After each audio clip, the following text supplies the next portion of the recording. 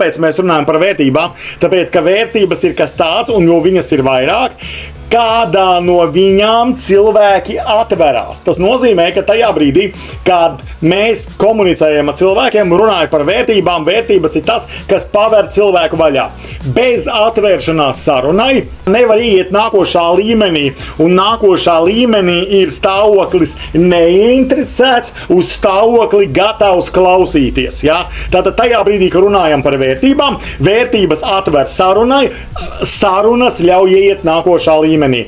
No fāzes neinteresēts uz fāzi gatavs klausīties. Tajā brīdī, kad es zinu tavas vērtības, tajā brīdī, kad es atveros sarunai ar tevi tālākai, uzzinu par produktu, uzzinu par visu pārējo, es esmu gatavs mainīties. Cilvēki mainās tajā brīdī, kad mainās viņu vērtības. Kad tev mainās kaut kādas tavas vērtības attiecībā pašam uz sevi, uz savu ķermeni, mainās arī tava ēdienkarte. Ja? Un tā ir arī klientiem.